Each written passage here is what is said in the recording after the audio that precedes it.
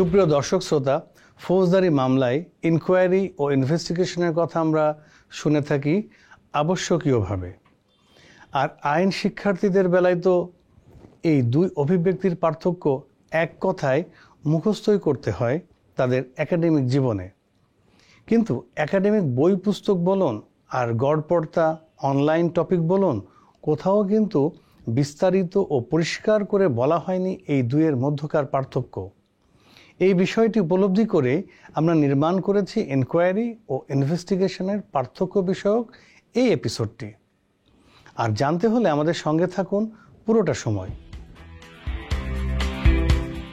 ইংরেজি শব্দভাণ্ডার থেকে আগত এই শব্দ দুটির মধ্যে ইনকোয়ারিকে বাংলায় অনুসন্ধান আর ইনভেস্টিগেশনকে তদন্ত হিসেবে অভিহিত করার একটা প্রচলন রয়েছে।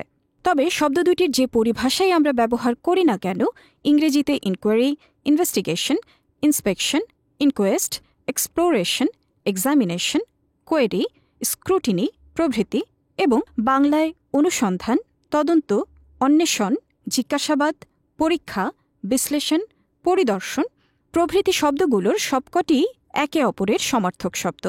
সুতরাং শব্দের ব্যুৎপত্তিগত অর্থ দ্বারা ইনকোয়ারি ও ইনভেস্টিগেশন অভিব্যক্তি দুটিকে পার্থক্য করার কোনো সুযোগ নেই, বরং এই সবকটি পরিভাষা বা শব্দই কোনো ব্যক্তি বা বিষয় বা ঘটনা বা মামলা সম্পর্কে গভীরভাবে জানা, খোঁজ করা, যাচাই করা কিংবা তথ্য প্রমাণ সংগ্রহ করাকে বোঝায়।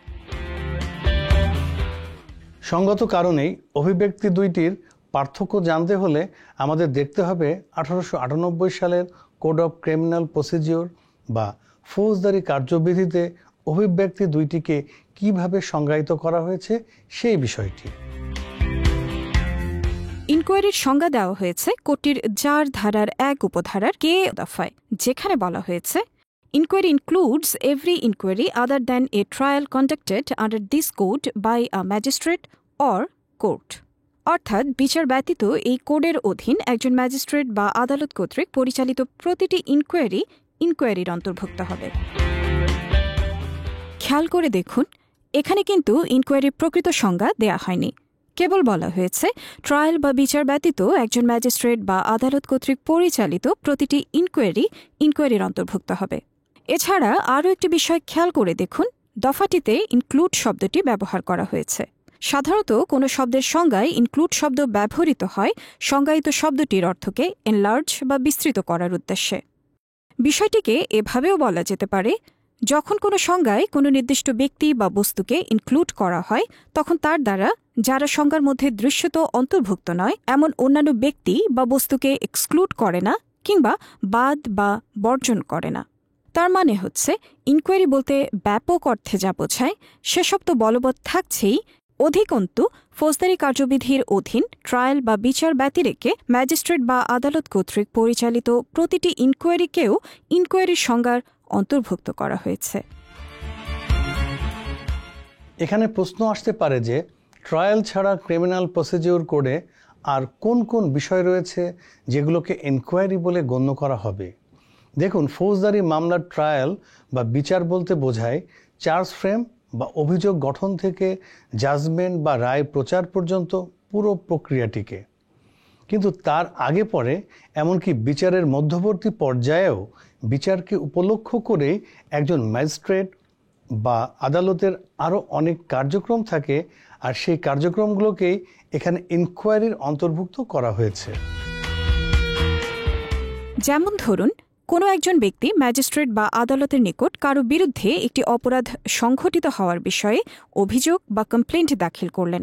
সেক্ষেত্রে ম্যাজিস্ট্রেট বা আদালত অপরাধটি সরাসরি আমলে নেবেন, নাকি পুলিশ বা কাউকে অভিযোগটি তদন্ত করার নির্দেশ দিবেন, নাকি কোনো ম্যাজিস্ট্রেট বা অন্য কোনো ব্যক্তিকে ইনকোয়ারি করার নির্দেশ দিবেন, নাকি অভিযোগটি সরাসরি খারিজ করে দিবেন, ইত্যাদি কার্যক্রমগুলোর সবই ইনকোয়ারির আওতাভুক্ত। আবার পুলিশ অফিসার কর্তৃক দাখিলকৃত তদন্ত প্রতিবেদন কিংবা অন্য কোনো ম্যাজিস্ট্রেট কর্তৃক দাখিলকৃত ইনকোয়ারি প্রতিবেদন গ্রহণ করা বা না করার বিষয়টিও ইনকোয়ারির আওতাভুক্ত কার্যক্রম। এছাড়া এক্সিকিউটিভ ম্যাজিস্ট্রেট কর্তৃক ক্রিমিনাল প্রসিডিওর কোডের 106 থেকে 126 এ ধারায় বর্ণিত শান্তিরক্ষা ও সদাচরণের জন্য বন্ড বা মুচলেকা গ্রহণ, 132A থেকে 143 ধারায় বর্ণিত গণ উপদ্রব অপসারণ এবং 144 থেকে 148 ধারায় বর্ণিত শান্তিভঙ্গের বিপদাশঙ্কার ক্ষেত্রে অস্থায়ী আদেশ জারির কার্যাবলীও ইনকোয়ারির আওতাভুক্ত। পাশাপাশি একই কোডের 159 ধারা মোতাবেক আমলযোগ্য অপরাধ সংঘটনের সন্দেহের বিষয়ে পুলিশ রিপোর্টের ভিত্তিতে ম্যাজিস্ট্রেট কর্তৃক পরিচালিত প্রিলিমিনারি ইনকোয়ারি, 164 ধারা মোতাবেক ম্যাজিস্ট্রেট কর্তৃক সাক্ষীর জবানবন্দি বা আসামির স্বীকারোক্তি লিপিবদ্ধকরণ, 174 ধারা মোতাবেক পুলিশ হেফাজতে মৃত্যুর বিষয়ে ম্যাজিস্ট্রেট কর্তৃক পরিচালিত ইনকোয়ারি এবং 476 ধারা মোতাবেক আদালতে জাল দলিলাদি পেশ করার অপরাধ সংক্রান্তে সংশ্লিষ্ট আদালত কর্তৃক পরিচালিত প্রিলিমিনারি ইনকোয়ারিও ইনকোয়ারির আওতাভুক্ত। তাহলে প্রিয় দর্শক, এবার নিশ্চয়ই আপনারা ক্রিমিনাল প্রসিডিউর কোডে ব্যবহৃত ইনকোয়ারি শব্দটি সম্পর্কে পেয়ে গেছেন একটি স্পষ্ট ধারণা। অর্থাৎ বিচার ব্যতীত ম্যাজিস্ট্রেট বা আদালত কর্তৃক আগে পরে পরিচালিত সকল কার্যক্রমকে, এমনকি বিচারের সময় পরিচালিত কার্যক্রমকেও ইনকোয়ারির অন্তর্ভুক্ত করা হয়েছে। এবার যাওয়া যাক ইনভেস্টিগেশনের বিষয়ে। ইনভেস্টিগেশনের সংজ্ঞা প্রদান করা হয়েছে ক্রিমিনাল প্রসিডিউর কোডের 4 ধারার 1 উপধারার আই দফায়, যেখানে বলা হয়েছে investigation includes all the proceedings under this code for the collection of evidence conducted by a police officer or by any person other than a magistrate who is authorized by a magistrate in this behalf. অর্থাৎ সাক্ষ্য প্রমাণাদি সংগ্রহের উদ্দেশ্যে এই কোডের অধীন একজন police officer কর্তৃক বা এই উদ্দেশ্যে একজন ম্যাজিস্ট্রেট কর্তৃক অনুমোদিত, তবে কোনো ম্যাজিস্ট্রেট ব্যতীত অন্য কোনো ব্যক্তি কর্তৃক পরিচালিত সকল কার্যক্রম ইনভেস্টিগেশনের অন্তর্ভুক্ত হবে। খেয়াল করে দেখুন, ইনকোয়ারির মতো এখানেও কিন্তু ইনভেস্টিগেশনের প্রকৃত সংজ্ঞা দেয়া হয়নি, বরং এখানেও ইনক্লুড শব্দটি ব্যবহার করতে বলা হয়েছে সাক্ষ্য প্রমাণাদি সংগ্রহের উদ্দেশ্যে এই কোডের অধীন একজন পুলিশ অফিসার কর্তৃক অথবা এই উদ্দেশ্যে একজন ম্যাজিস্ট্রেট কর্তৃক অনুমোদিত অন্য কোনো ব্যক্তি কর্তৃক পরিচালিত সকল কার্যক্রম ইনভেস্টিগেশনের অন্তর্ভুক্ত হবে। এখানে দেখুন, ইনক্লুড শব্দটির মাধ্যমে সাক্ষ্য প্রমাণাদি সংগ্রহের উদ্দেশ্যে পুলিশ অফিসার কর্তৃক অথবা ম্যাজিস্ট্রেট কর্তৃক অনুমোদিত অপর কোনো ব্যক্তির সকল প্রসিডিংস বা কার্যক্রমকে ইনভেস্টিগেশনের আওতাভুক্ত করা হয়েছে। এখানে স্বাভাবিকভাবেই প্রশ্ন আসবে যে সংজ্ঞাটিতে অল দ্য প্রসিডিংস বা সকল কার্যক্রম বলতে কোন কোন কার্যক্রমকে বোঝানো হয়েছে।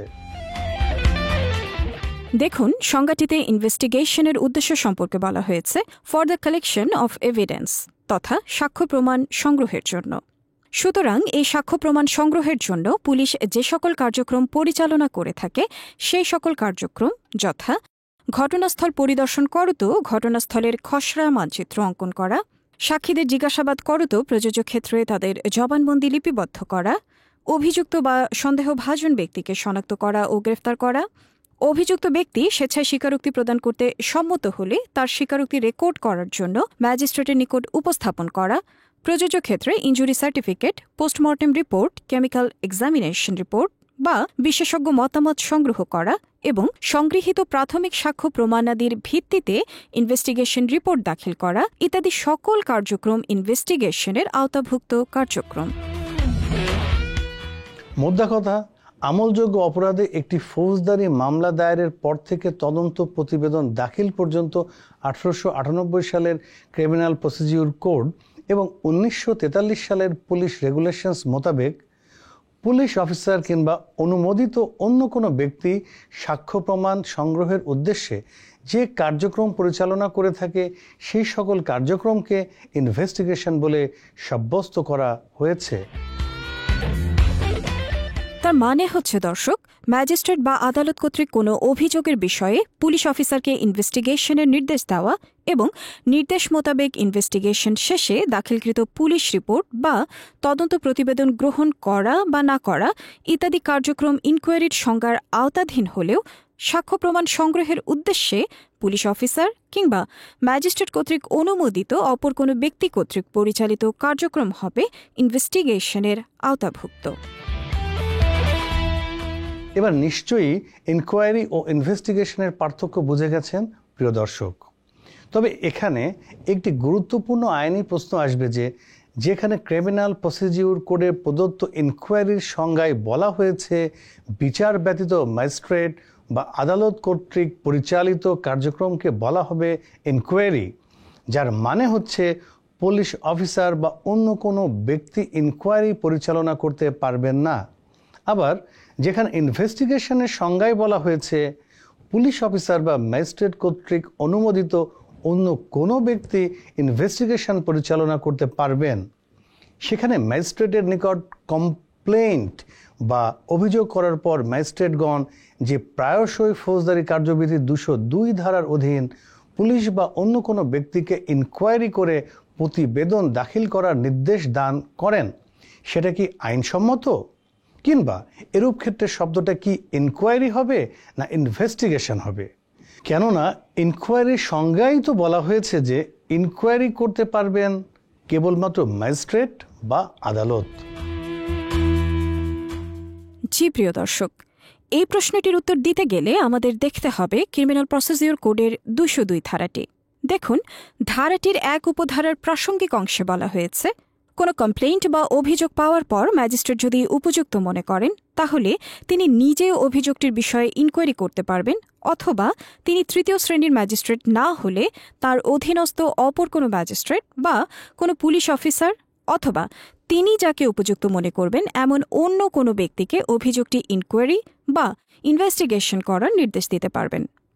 আর এরূপ ইনকোয়ারি বা ইনভেস্টিগেশনের উদ্দেশ্য সম্পর্কে উপধারাটিতে বলা হয়েছে, for the purpose of ascertaining the truth or falsehood of the complaint, অর্থাৎ অভিযোগের সত্য বা মিথ্যা নিরূপণের উদ্দেশ্যে। আবার ধারাটির 2 উপধারায় বলা হয়েছে, এই ধারানুযায়ী কোনো ইনকোয়ারি বা ইনভেস্টিগেশন যদি ম্যাজিস্ট্রেট বা পুলিশ অফিসার ব্যতীত অন্য কোনো ব্যক্তি পরিচালনা করেন তাহলে ওয়ারেন্ট ছাড়া গ্রেফতার ব্যতীত একটি থানার অফিসার ইনচার্জের উপর যে সকল ক্ষমতা অর্পণ করা হয়েছে সেই সকল ক্ষমতা উক্ত ব্যক্তি প্রয়োগ করতে পারবেন। দেখুন, এই ধারাটিতে একাধিকবার এমন বলা হয়েছে যে অভিযোগ পাওয়ার পর অভিযোগটি সত্য বা মিথ্যা নিরূপণের উদ্দেশ্যে ম্যাজিস্ট্রেট যে কাউকে ইনকোয়ারি বা ইনভেস্টিগেশন করার নির্দেশ দিতে পারেন। সে হিসেবে এমন বলা যায় যে এই ধারাটি 4 ধারার 1 উপধারার কে দফায় সংজ্ঞায়িত ইনকোয়ারি এবং আই দফায় সংজ্ঞায়িত ইনভেস্টিগেশনের আওতার ব্যতিক্রমী একটি বিধান। স্মরণ করে দেখুন দর্শক, আমরা শুরুতেই বলেছিলাম যে ইনকোয়ারি ও ইনভেস্টিগেশন শব্দ দুটি পরস্পর সমর্থক শব্দ। পাশাপাশি কে ও আই দফার আলোচনার সময় দফা দুটোতে ইনক্লুড শব্দ ব্যবহারের বিষয়ে আমরা বলেছিলাম যে এই কার্যবিধির কতিপয় কার্যক্রমকে ইনকোয়ারি আর কতিপয় কার্যক্রমকে ইনভেস্টিগেশনের আওতায় ইনক্লুড করা হলেও ইনকোয়ারি বা ইনভেস্টিগেশন বলতে সাধারণত আরও যা যা বোঝায় সেই সব অর্থগুলোকে এক্সক্লুড করা হয়নি বা বাদ দেয়া হয়নি। অর্থাৎ ইনকোয়ারির সংজ্ঞায় বিচার ব্যতীত ম্যাজিস্ট্রেট বা আদালত কর্তৃক পরিচালিত অন্য সকল কার্যক্রমকে ইনকোয়ারির আওতাভুক্ত করা হলেও ক্রিমিনাল প্রসিডিউর কোডের 202 ধারার অধীন কেবলমাত্র অভিযোগের সত্য বা মিথ্যা নিরূপণের উদ্দেশ্যে ম্যাজিস্ট্রেট নিজে বা অন্য কোনো ম্যাজিস্ট্রেটকে ইনকোয়ারি পরিচালনার নির্দেশ দিতে পারেন। পাশাপাশি পুলিশ অফিসার কিংবা অন্য কোনো ব্যক্তিকেও ইনকোয়ারি করার নির্দেশ দিতে পারেন। আর এরূপ ইনকোয়ারি ম্যাজিস্ট্রেট কর্তৃক পরিচালিত বলেই গণ্য হবে। আর এরূপ কার্যক্রমের পরিধি কেবলমাত্র অভিযোগের সত্য বা মিথ্যা নিরূপণের মধ্যেই সীমাবদ্ধ থাকবে, কোনোভাবেই সাক্ষ্য প্রমাণ সংগ্রহ করা পর্যন্ত বিস্তৃত হবে না। আর এভাবে পুলিশ বা কোনো ব্যক্তি কর্তৃক ইনকোয়ারি করার সুযোগ রয়েছে বলেই ম্যাজিস্ট্রেট যখন নিজে কোনো অভিযোগের ইনকোয়ারি করেন তখন সেই ইনকোয়ারিকে বলা হয় জুডিশিয়াল ইনকোয়ারি। তবে এখানেও কথা আছে একটি, আর সেটি হচ্ছে ইন্ডিয়ান সুপ্রিম কোর্ট সহ আমাদের উচ্চ আদালত ক্রিমিনাল প্রসিডিউর কোডের 202 ধারা এবং 156(3) ধারা যুগপথভাবে পর্যবেক্ষণ করত এই সিদ্ধান্ত প্রদান করেছে যে ম্যাজিস্ট্রেটগণ যখন 202 ধারার অধীন পুলিশ অফিসারকে অভিযোগের সত্য বা মিথ্যা নিরূপণের জন্য নির্দেশ দান করেন তখন সেটি 156 ধারার অধীন ইনভেস্টিগেশনকেই বোঝাবে। তার মানে হচ্ছে পুলিশ অফিসারকে কখনো ইনকোয়ারি করার নির্দেশ দেওয়া যাবে না। তবে উচ্চ আদালতের এমন পর্যবেক্ষণ থাকা সত্ত্বেও প্রচলিতভাবে যেমনটি করা হয় সেটি হচ্ছে ম্যাজিস্ট্রেটগণ যখন কোনো অভিযোগের সত্য মিথ্যা নিরূপণের জন্য পুলিশ অফিসারকে ইনকোয়ারি করার নির্দেশ দান করেন তখন পুলিশ অফিসারগণ সাক্ষ্য প্রমাণ সংগ্রহ না করে কেবলমাত্র সাদা কাগজে একটি রিপোর্ট দাখিল করেন। আর যে সকল ক্ষেত্রে ম্যাজিস্ট্রেটগণ উপযুক্ত মনে করেন সে সকল ক্ষেত্রে ম্যাজিস্ট্রেটগণ সংশ্লিষ্ট আদেশে ১৫৬ ধারাটি সুনির্দিষ্টভাবে উল্লেখ করত ইনভেস্টিগেশনের নির্দেশ দান করেন। তখন পুলিশ অফিসারগণ সাক্ষ্য প্রমাণ সংগ্রহ করত ১৭৩ ধারা মোতাবেক পুলিশ রিপোর্ট তথা তদন্ত প্রতিবেদন দাখিল করেন। এখানে আরও একটি প্রশ্ন আসতে পারে সবশেষে, আর সেটি হচ্ছে এই যে ইনভেস্টিগেশনের সংজ্ঞায় পুলিশ অফিসারের পাশাপাশি ম্যাজিস্ট্রেট কর্তৃক অনুমোদিত এনি পারসন বা অন্য যে কোনো ব্যক্তির কথা বলা হয়েছে। আবার ইনভেস্টিগেশনের উদ্দেশ্য সম্পর্কে যেখানে সাক্ষ্য প্রমাণ সংগ্রহের কথা বলা হয়েছে সেখানে অন্য কোনো ব্যক্তি যার সঙ্গত কারণে ক্রিমিনাল প্রসিডিউর কোড কিংবা পুলিশ রেগুলেশনসে বর্ণিত ইনভেস্টিগেশনের জটিল প্রক্রিয়া সম্পর্কে পর্যাপ্ত জ্ঞান রাখার কথা নয়, সেক্ষেত্রে এরূপ ব্যক্তি কিভাবে এই কোড বা রেগুলেশনস মোতাবেক সাক্ষ্য প্রমাণ সংগ্রহ করবেন? কিংবা কোনো ব্যক্তি বিশেষের উপর কি কখনো ইনভেস্টিগেশনের দায়িত্ব অর্পণ করা হয়? না প্রিয় দর্শক, যৌক্তিক কারণেই পুলিশ বা পুলিশের বিশেষায়িত সংস্থা যথা পিবিআই, সিআইডি, ডিবি বা কখনো কখনো র্যাব ব্যতীত কোনো ব্যক্তিবিশেষের ওপর ইনভেস্টিগেশনের দায়িত্ব অর্পণ করা হয় না কখনো, যদিও আইনে ব্যক্তিবিশেষের ওপর ইনভেস্টিগেশনের দায়িত্ব অর্পণের অবকাশ রয়েছে। সুপ্রিয় দর্শক, এতক্ষণের এই বিস্তারিত আলোচনা থেকে আপনারা ইনকোয়ারি ও ইনভেস্টিগেশনের বিষয়ে জেনে গেছেন পুরোপুরি। তারপরও আমরা এখানে সংক্ষিপ্ত আকারে ক্রিমিনাল প্রসিডিউর কোডের অধীন এই দুয়ের মধ্যকার প্রথাগত পার্থক্যটা জানিয়ে দিচ্ছি আপনাদের। ক্রিমিনাল প্রসিডিউর কোডের ২০২ ধারার কার্যক্রম ব্যতীত ইনকোয়ারি সর্বদা পরিচালিত হয় একজন ম্যাজিস্ট্রেট বা আদালত কর্তৃক। অপরদিকে ইনভেস্টিগেশন পরিচালিত হয় একজন পুলিশ অফিসার বা ম্যাজিস্ট্রেট কর্তৃক অনুমোদিত অন্য কোনো ব্যক্তি কর্তৃক। অপরাধ সংঘটন সংক্রান্ত অভিযোগের বেলায় ম্যাজিস্ট্রেটের নিকট অভিযোগ বা চার্জশিট দাখিলের পর শুরু হয় ইনকোয়ারির কার্যক্রম। অপরদিকে থানায় এফআইআর দায়ের হওয়ার পরপর শুরু হয় ইনভেস্টিগেশন। ইনকোয়ারির পরিধি ব্যাপক, অপরদিকে ইনভেস্টিগেশনের পরিধি সীমাবদ্ধ। কোনো অভিযোগের সত্য মিথ্যা নিরূপণ করা ছাড়াও বিচার ব্যতীত অন্য যে কোনো বিষয়ে ইনকোয়ারি অনুষ্ঠিত হতে পারে। অপরদিকে ইনভেস্টিগেশনের উদ্দেশ্য একমাত্র অপরাধের সাক্ষ্য প্রমাণ সংগ্রহ করা। ক্রিমিনাল প্রসিডিউর কোডের বিভিন্ন ধারায় বিভিন্ন বিষয়ে বিক্ষিপ্তভাবে সংশ্লিষ্ট বিধানাবলী উল্লেখিত থাকলেও অপরাধ সংঘটনের অভিযোগ বিষয়ক ইনকোয়ারির বিধান সন্নিবেশিত রয়েছে ২০০ থেকে ২০৫ ধারায়। অপরদিকে একই কোডের ১৫৫ থেকে ১৭৩ ধারায় সন্নিবেশিত করা হয়েছে ইনভেস্টিগেশন সংক্রান্ত বিধানাবলী। ইনকোয়ারির স্বীকৃত পদ্ধতি হচ্ছে সংশ্লিষ্ট ব্যক্তিকে প্রশ্ন করা এবং প্রাসঙ্গিক দলিলাদি পর্যালোচনা করা। অপরদিকে সাক্ষী পরীক্ষা, আসামিকে জিজ্ঞাসাবাদ, গ্রেফতার, তল্লাশি ও ডিসকভারি বা উদ্ঘাটন ইত্যাদি হচ্ছে ইনভেস্টিগেশনের আবশ্যকীয় উপাদান। অভিযোগের ইনকোয়ারির সময় সাধারণত কেবলমাত্র অভিযোগকারী পক্ষে সাক্ষ্য প্রমাণাদি পর্যালোচনা করা হয়। অপরদিকে ইনভেস্টিগেশনের সময় অভিযোগকারী ও আসামি উভয় পক্ষের সাক্ষ্য প্রমাণাদি সংগ্রহ ও পর্যালোচনার অবকাশ রয়েছে। অপরাধ সংঘটন সংক্রান্ত অভিযোগের ইনকোয়ারির বেলায় ম্যাজিস্ট্রেট যখন নিজে কোনো ইনকোয়ারি অনুষ্ঠান করেন তখন উক্ত ইনকোয়ারি জুডিশিয়াল ইনকোয়ারি হিসেবে অভিহিত হয়। অপরদিকে ইনভেস্টিগেশন কখনও জুডিশিয়াল ইনভেস্টিগেশন হওয়ার সুযোগ নেই, কেননা ম্যাজিস্ট্রেট বা আদালত কখনও ইনভেস্টিগেশন করতে পারে না, বরং ইনভেস্টিগেশন একটি এক্সিকিউটিভ প্রসিডিং।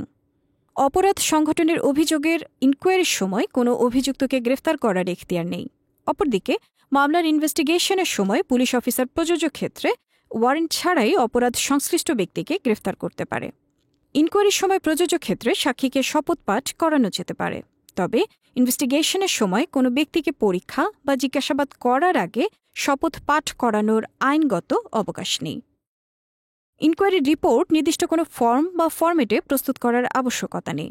অপরদিকে ইনভেস্টিগেশন রিপোর্ট সর্বদা প্রস্তুত করতে হয় সরকার কর্তৃক নির্ধারিত ফর্মে। সুপ্রিয় দর্শক শ্রোতা, এই হচ্ছে ইনকোয়ারি ও ইনভেস্টিগেশন নিয়ে আমাদের বিস্তারিত পরিবেশনা। আমরা আশা করি আমাদের এই পরিবেশনা থেকে আপনারা ইনকোয়ারি ও ইনভেস্টিগেশনের অর্থ ও পার্থক্য সম্পর্কে লাভ করেছেন একটি স্পষ্ট ধারণা। বিদায় নিচ্ছি আমরা এখানেই। সবাই নিরাপদ থাকুন আর যুক্ত থাকুন ল টিউব বিডির সঙ্গে আমাদের শ্রান্তিহীন পথ চলায়।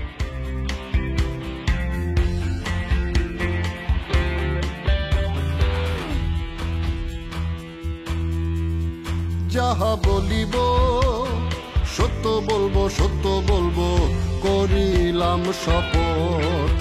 যাহা বলিব সত্য বলবো, সত্য বলবো, করিলাম শপথ।